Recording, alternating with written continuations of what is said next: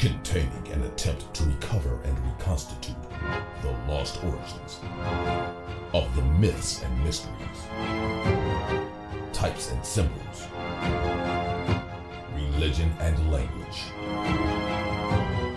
with Egypt for the mouthpiece, and Africa as the birthplace.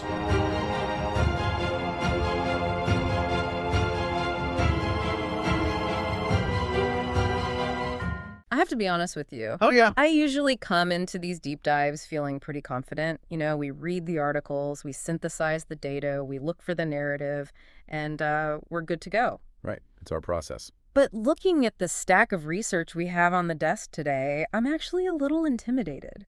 It is a mountain of paper, isn't it? And not just in terms of page count, but, I mean, the density, the sheer weight of it all. It's not just a mountain, it's a time machine. We are looking at sources that span literally thousands of years. You really are. And we are about to orchestrate a fight that, historically speaking, never happened, but really should have. We are setting the stage for what I'm calling a scholarly cage match. That is probably the best way to frame it. Yeah. A cage match across centuries. Right. So in the blue corner, we have the modern, razor-sharp logic of Dr. Richard Carrier. Of course. If you follow online atheism or historical criticism, you know him. He's the probability guy.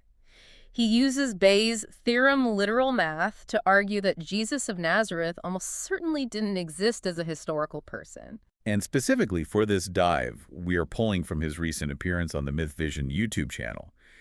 He was there to really shut down the idea that early Christianity was some kind of higher consciousness mushroom cult or that it was rooted in what people call Gnosticism. Right. He's very just the facts. Very textual, very focused on the Greco-Roman and Jewish world of the first century. Very specific. But then, in the red corner, we have the heavyweights, and I mean heavy. We're talking about Gerald Massey and Walter Williams. These guys are coming from a completely different universe of thought. They really are, and they are writing in the late 19th and 20th centuries, and they are bringing an entirely different energy. Gerald Massey is the key here.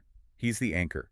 He wrote a Book of the Beginnings in 1881, The Natural Genesis in 1883, and then his magnum opus, Ancient Egypt, The Light of the World, in 1907. We're talking about 6 massive volumes. 6 massive volumes of Victorian scholarship. It is dense, it is poetic, and frankly, it is ignored by a lot of modern academia. Almost totally ignored.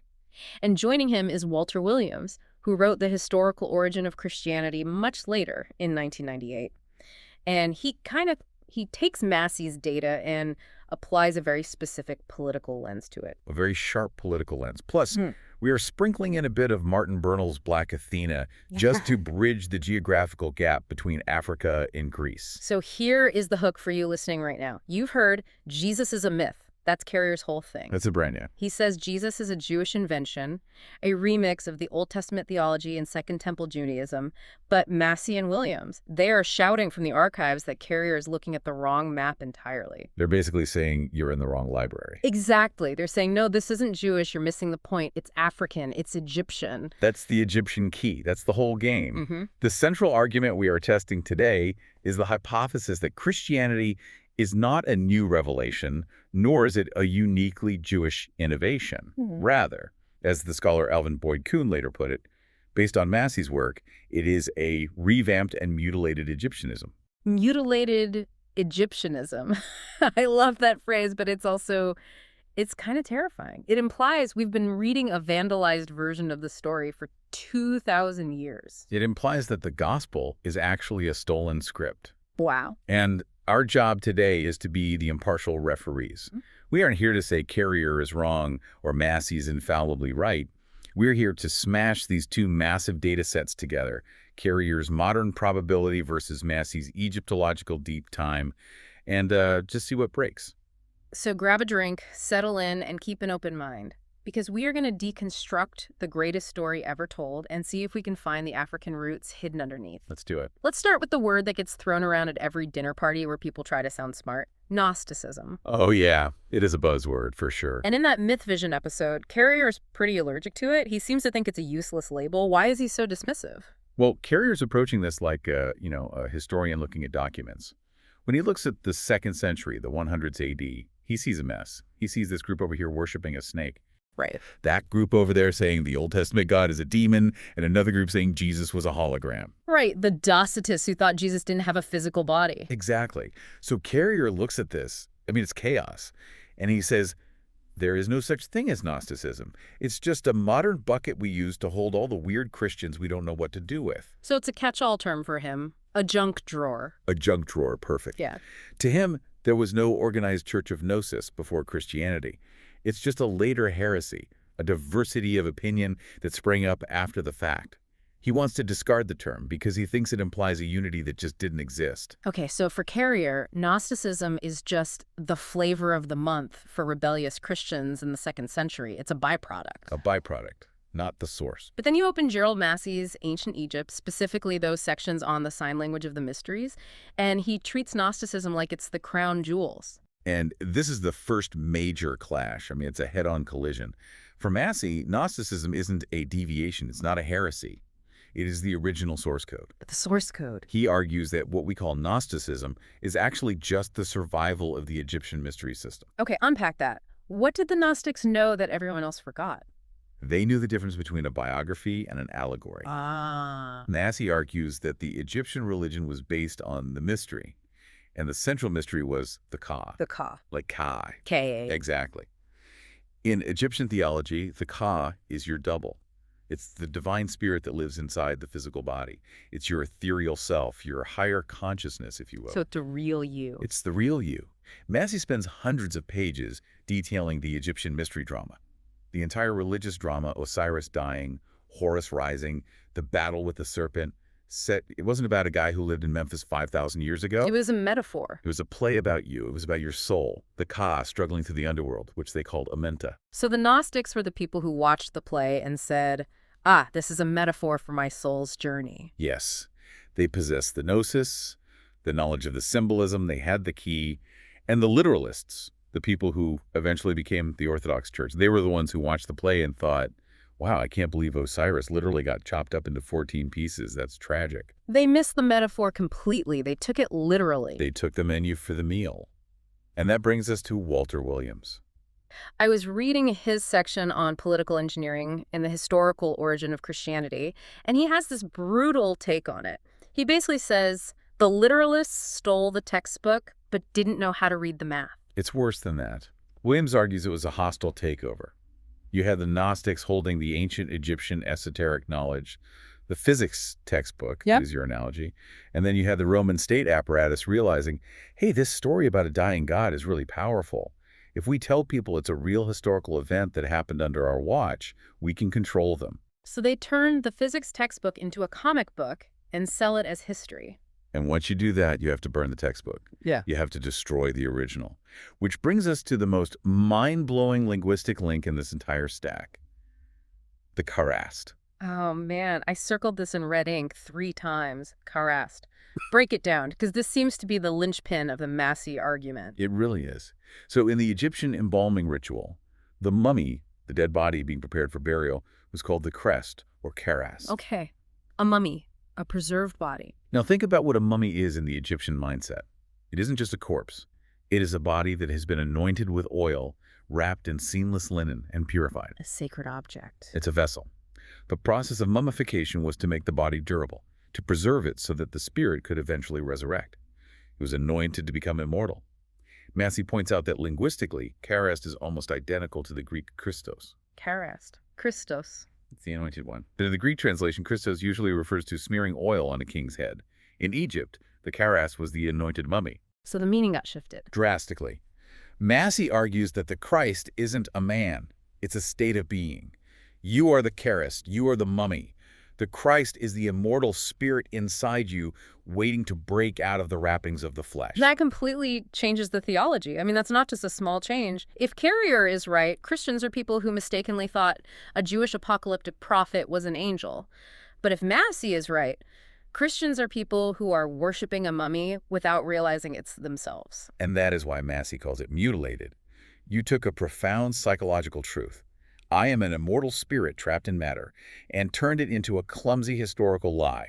A guy named Jesus walked on water. And Massey's quote on this is, it's just so direct. It's a hammer blow. He says, say what you will or believe what you may, there is no other origin for Christ the Anointed than for Horus the Keras. That is a definitive statement. There's no wiggle room there. None at all. So when Carrier dismisses Gnosticism as just a confusing label for diverse groups, Massey would say Carrier is missing the continuity. The unity of Gnosticism comes from its Egyptian root. Exactly. Carrier is looking for unity in the 2nd century and not finding it. Massey is saying, of course you won't find it there. The unity was in Egypt 2,000 years prior. Carrier's looking at the debris field after the explosion. Massey is looking at the bomb before it went off. That's a great way to put it. This leads us naturally into the mechanism of how this religion actually functioned. We have to talk about mystery cults. In that MythVision appearance, Carrier describes Christianity as a Jewish mystery cult. Right, and that's a very standard position in modern secular scholarship. It's not a fringe view at all. Carrier argues that Jews in the 1st century were looking around at their neighbors, the Greeks and Romans, who had these cool mystery religions. Like the Eleusinian mysteries. Exactly. The cult of Demeter at Eleusis or the cult of Dionysus. These cults offered personal salvation, baptism, and a relationship with a dying and rising God. They were very popular. So Carrier thinks the Jews basically said, hey, we need one of those, but Jewish. Essentially, yes, that's the model. He argues they took the structure of a Hellenistic mystery religion and filled it with Jewish content. Jewish scriptures, Jewish apocalypticism, Jewish messianic expectations. He views Judaism as the primary parent and Hellenism as the framework. But Massey and Williams, they're just shaking their heads at this, aren't they? Vigorously. They argue that the mystery itself isn't Jewish and it isn't even originally Greek. They argue it is entirely Egyptian. So once again, we're going back to the source. Always back to the Nile. Mm-hmm. This is where Massey's deep knowledge of the ritual, what we commonly call the Book of the Dead, comes into play. He talks about the Osirian drama. The story of Osiris. Suffering, death, resurrection. This was happening in Egypt thousands of years before the Jewish mystery. Massey details how the passion plays of Osiris were celebrated annually. You had the weeping women, the death of the god, the hiding of the body, and the resurrection as Horus. The whole passion narrative. The entire template. Massey's argument is on priority. He says you cannot call this a Jewish mystery or even a Greek mystery when every single element was present in the Nile Valley millennia before the Hebrew Bible was even codified. And this brings up the sayings. Carrier often analyzes the Q source, this hypothetical document of Jesus' sayings. What did Massey find in the ritual? This is fascinating, and it's something you really have to see side by side to appreciate. Massey compares the sayings of the Lord, the logia found in the Gospels, to the sayings in the Egyptian texts. He finds that the Lord speaking in the Egyptian texts, often Osiris or Horus or deity Ayu-Amhetep, says things that are virtually identical to what Jesus says. Give us some examples. This is key. Okay, so you have, I am the bread of life, I am the door, I am the light of the world, I am the truth. These aren't just vague similarities. These are the big I am statements from the Gospel of John. The biggest ones. In the Egyptian text, the deceased soul identifies with the god and says, I am the bread. Massey argues that the logia, the sayings source, wasn't a record of what a rabbi said. It was a collection of sayings from the Egyptian ritual that got translated into Greek. So when Carrier thinks he's analyzing a Jewish text or a Jewish update to a mystery cult, Massey is screaming from the 19th century. That's a quote from Horus. That is literally the script of the Egyptian Book of the Dead. Wow. And Walter Williams adds a layer of what he calls political engineering. Right. He argues that this wasn't a natural evolution where Jews just drifted into mystery cults. He points to the Ptolemies, the Greek rulers of Egypt, and later the Romans. He argues they created a state god. A state god, like a government-mandated religion? Precisely. The Ptolemies wanted to unify the Greeks and the Egyptians. It was a political problem. So they synthesized the Egyptian Osiris and the Apis bull into a new god, Serapis. Serapis. I've seen statues of him. He looks Greek. He looks like a Greek god-bearded long hair. But he has the attributes of the Egyptian mystery. Williams argues this Serapis figure is the bridge. It was an artificial, politically engineered deity that later morphed into the figure of Jesus. It was a top-down creation to unify an empire, using Egyptian motifs because they were the most powerful, but stripping them of their African blackness and esoteric meaning. And this is where we have to bring in Martin Bernal and Black Athena. Because one of the biggest pushbacks to this idea is, well, how did Egyptian ideas get to the Levant and Greece? Carrier often treats the Greco-Roman world as this self-contained bubble of invention. Bernal disputes that bubble violently. Black Athena documents the extensive, deep contact between Egypt, the Levant, and Greece going back to the Bronze Age. Bernal argues that Greek civilization itself has Afroasiatic roots. So it's not a bubble at all, it's a sponge. A total sponge. He shows that the Greeks were students of the Egyptians, Solon, Pythagoras, Plato. They all supposedly went to Egypt to learn. The flow of information was south to north. So the Hellenistic culture that Carrier references, Bernal would argue that Hellenistic culture is already saturated with Egyptian influence. Exactly. You can't separate them. The baptism, the Eucharist, the dying god, these are Egyptian exports that have been circulating in the Mediterranean for centuries. Carrier treats pagan parallels as generic. Massey and Bernal trace them to a specific source, the Nile Valley. Let's look at the symbols. The fish and the shoot. Massey brings these up. Carrier talks about the fish symbol in Christianity sometimes, usually linking it to the Greek acronym ichthys. Right. ICHTHYS, Jesus Christ, God, Son, Savior. That's the standard explanation you get in Sunday school. But Massey goes deeper. Of course he does. He points to the fishman. In the Egyptian zodiacal symbolism, Horus was depicted as ichthys, the fish, during a certain astrological age. And the shoot, the papyrus plant.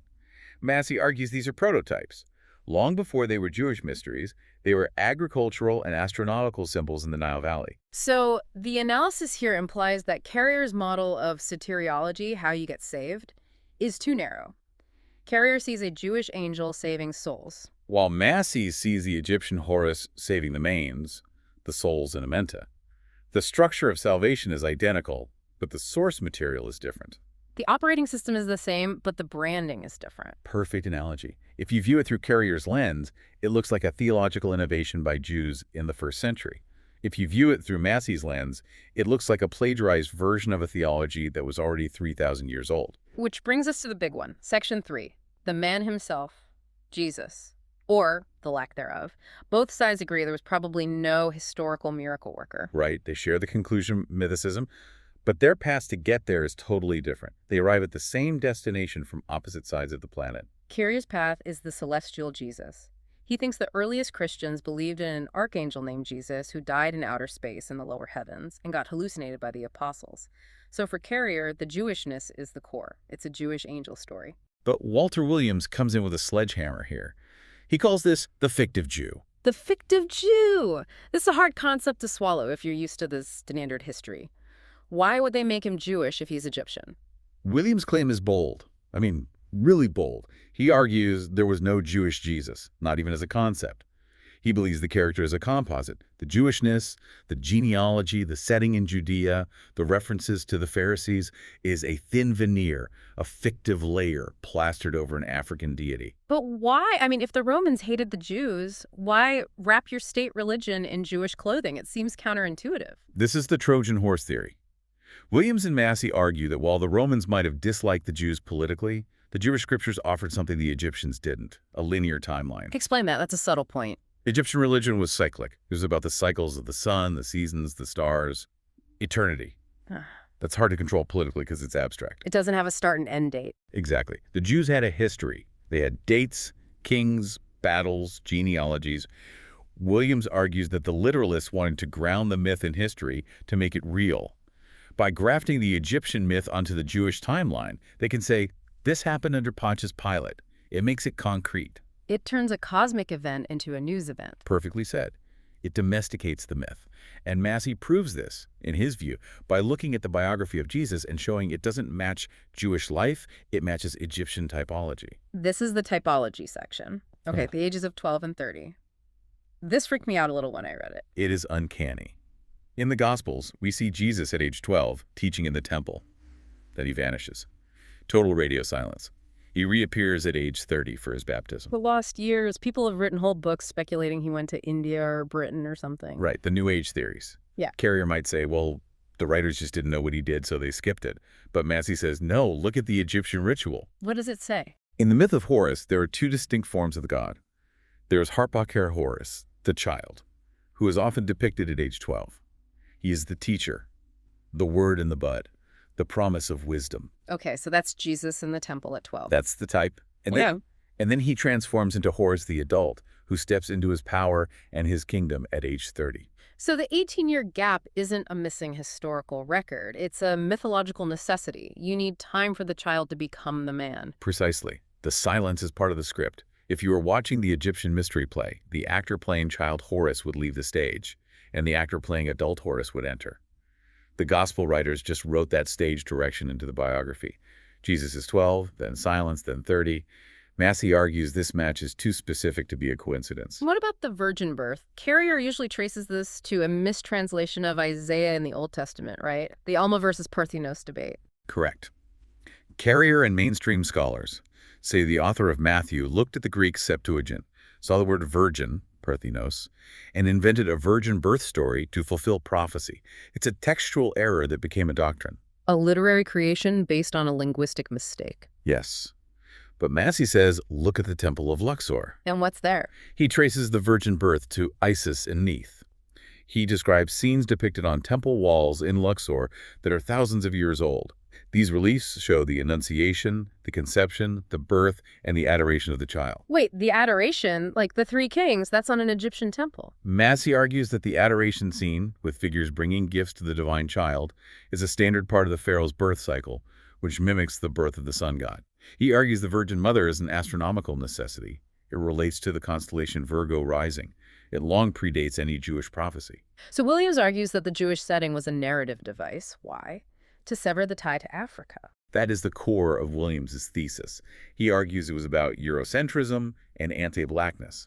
By placing the story in Judea, under Roman rule, and making the protagonist white, or at least non-African in the European imagination, the authors could ground the myth in a specific, controllable history. It makes it Western. It makes it ours, in their view. If you acknowledge it's Osiris or Horus, you have to bow down to African wisdom. You have to admit that your salvation comes from black people. If you make it Jesus of Nazareth, you can make him look like whatever you want. He becomes a blank slate. So the critique of Carrier here is that by focusing so heavily on Judaism, he is missing the elephant in the room. Or the Sphinx in the room, as it were. If Massey is right that the Jewish Jesus is just euhemerized, an Egyptian title, meaning he who comes with peace, then Carrier's search for a celestial Jewish angel is a misinterpretation. He's analyzing the mask, not the face beneath it. Let's move to section 4. Scriptural hermeneutics and astrotheology. That sounds like a mouthful, but it's actually really cool. Carrier talks about Pesher. Right. Pesher is a Jewish method of interpreting scripture, famously used by the Qumran community who wrote the Dead Sea Scrolls. And how does it work? Carrier argues that the earliest Christians hallucinated Jesus by reading hidden messages in the Old Testament. They would read a psalm about a suffering servant and say, oh, this is about our guy Jesus, and then write a story where Jesus does exactly what the psalm says. So they were constructing a guy out of old texts. The psalm says he gets his hands pierced, so in our story, we'll pierce his hands. Exactly. Carrier thinks this is the engine of Christian origins. Creative exegesis, it's a very literary text-based theory. But Massey says the scriptures aren't history or prophecy. They are astronomy. This is the astrotheological key. This is Massey at his most radical and, I think, his most brilliant. He argues that the entire Bible, Old and New Testament, is a collection of astronomical allegories and timekeeping myths. He focuses heavily on the precession of the equinoxes. Okay, we need to explain that briefly because it's complex physics. Yeah. Sure. Imagine the Earth is a spinning top. As it spins, it wobbles very slowly. This wobble causes the background stars to shift over time. Specifically, the position of the sun at the spring equinox moves backward through the signs of the zodiac. It takes about 2,160 years to move through one sign. This period is called an age. Okay, so we move from one zodiac sign to another every 2,000 years or so. How does this apply to Jesus? Massey argues Jesus is the avatar of the age of Pisces, the fishes. That's why the fish symbol is everywhere. The ichthys, the fisherman disciples feeding the 5,000 with fish. Exactly. It's the sign of the age and who came before the fish. Going backwards through the zodiac, it would be Aries, the ram. The ram, the lamb. That was the Lamb of God symbolism. The Old Testament is full of ram symbolism. The shofar horn, the sacrifice of the ram. That was the age of Aries. And before that, the bull. Taurus, the age of Osiris and the Apis bull. This is blowing my mind. Massey outlines this great year. He says the symbolism changes with the stars. When the sun moved from Aries to Pisces, the lamb had to be slain to make way for the fish. So Jesus, the Lamb of God who was sacrificed, becoming the fisher of men, that isn't just a poetic mix of metaphors. It's an astronomical transition record. According to Massey, yes. It's a celestial clock. And he points to the birthdays. Why December 25th? Winter solstice, the shortest day of the year. The birth of the sun. Horus was born at the winter solstice. Yeah. From the solstice, the days get longer. Sun is born. It begins to conquer the darkness. And when is the resurrection? Easter. The vernal equinox, when light finally overcomes darkness. This is solar biology. It's the life cycle of the sun, not a man. And the 12 disciples, don't tell me. The 12 signs of the zodiac, or the 12 astronomical eons surrounding the solar deity. Massey is very firm on this. He says you can't have 12 guys wandering around the desert who just happen to match the 12 constellations that the sun travels through. The probability is 0. Williams calls this rehistoricizing, right? Yes. Williams argues that the literalists, the people who created the history, took these astronomical allegories and carnalized them, a brilliant term. They forced celestial events into a fake earthly biography. They took the sun moving through the zodiac and turned it into a man walking through Galilee. This has a huge impact on Carrier's math. Carrier uses Bayes' theorem to calculate the probability of a historical Jesus. He puts the odds at like 1 in 3, or sometimes much lower, but he still calculates the odds of a man. But Massey would argue the probability of any man is 0. Not just low, but 0. Why 0? Because if the entire story is verifiable in the star charts, if the birth, the death, the number of disciples, the miracles are all astronomical data points, then treating them as biographical data points is a category error. It's like calculating the probability that Superman is a real journalist named Clark Kent. You're missing the genre entirely. So Carrier's doing math on the wrong category of thing. That's the argument. Carrier relies on Second Temple exegesis, how Jews read texts. Massey argues that Second Temple Judaism itself was already corrupted Egyptian wisdom. So Carrier is analyzing the copy of the copy, while Massey is looking at the original master tape. That is the heart of the critique. Let's get into the methodology in Section 5, because these guys are working with totally different toolkits. Completely different worlds. Carrier uses Bayesian probability. He assesses priors based on the Jewish and Greco-Roman context. He asks, how likely is it that a Jew in 30 AD would do X? He's very logical, very text-based, very modern academic. Whereas Massey uses comparative mythology and typology. Massey is looking for the natural genesis. He wants to know what natural phenomenon caused the myth. Is it the sun, the moon, the river Nile? He traces the language back to Egyptian hieroglyphs. He's looking at roots, not just texts. And Williams brings in the decolonial historiography. Williams questions the narrator. He asks, who wrote this history and why did they erase Africa? He argues that standard Western scholarship, which Carrier is a part of, even as a rebel, is built on a foundation of erasing the black roots of civilization. And Bernal's revisionist historiography backs that up, the Aryan Model. Bernal argues that European scholars in the 18th and 19th centuries deliberately purged Semitic and Egyptian influences from the classics because they couldn't stand the idea that their beloved Greece was a mulatto civilization. They wanted a pure white Aryan Greece. They created a history where Greece invented everything by itself. So the clash here is Carrier swimming in the wrong pool. That is the question. That is the entire point of this deep dive. If Carrier uses only Jewish and Greek sources, he is studying the derivative cultures. He interprets a pagan parallel as just a generic thing that happens in cultures. But Massey traces it back. Massey traces that specific parallel, say the baptism, specifically to the Nile Valley water rituals. He's not generic, he's specific. The critique is that Carrier marginalizes the Afroasiatic evidence. Yes. Williams would argue that by centering the Jewish-Greek context, Carrier is participating in the Europeanization of the myth. He's stripping it of its African context just as much as the early church fathers did. He's debunking the Jewish Jesus, but failing to see the Egyptian Jesus standing right behind him. It's like proving that a specific apple pie wasn't baked by your neighbor, but failing to realize the recipe and the apples came from the orchard down the street. Exactly. You haven't solved the origin of the pie. You've just proven your neighbor didn't invent it. Carrier has successfully debunked the historical Jesus, but by ignoring Massey, he hasn't fully identified the mythical Jesus. This brings us to the synthesis. This is a devastating implication, isn't it? Carrier might be right that there was no historical Jesus. But he may be wrong about what Jesus actually was. The Massey-Williams critique suggests Jesus wasn't a Jewish ghost or a celestial angel hallucinated by a sect in Jerusalem. He was an African sun god. He was Horus. He was Euhemeritep. He was the Kerest. The stack really comes together here. Massey provides the raw data, the endless linguistic and typological links. Williams provides the motive, the political need to create a Eurocentric state religion. And Bernal provides the route, showing how these ideas flowed from Egypt to Greece and Judea. It's a three-legged stool. It's very stable. And this brings us to the so what. Why does this matter to you, the listener? Why should you care about this old debate? It matters because it challenges the foundation of Western identity.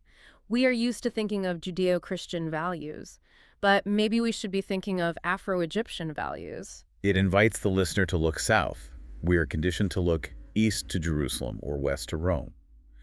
But the roots of modern spirituality, the concepts of the soul, the resurrection, the Eucharist, the very idea of a Christ, seem to lie in the soil of Africa. It changes the story from God revealed himself in Judea to humanity developed a profound wisdom in Africa that was later repackaged.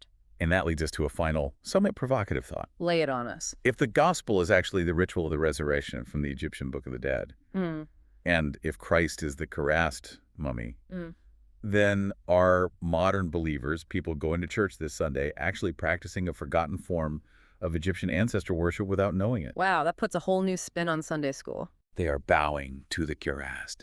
They are eating the Eucharist of Osiris. They are celebrating the birth of Horus. And if Richard Carrier ignores this Egyptian root in his mythicism, is his work actually complete? Or has he just cleared away the Jewish debris to reveal the African temple underneath without even realizing it? That is something to chew on. You have been listening to The Deep Dive. We'll see you next time. Containing an attempt to recover and reconstitute the lost origins of the myths and mysteries, types and symbols, religion and language, with Egypt for the mouthpiece and Africa as the birthplace.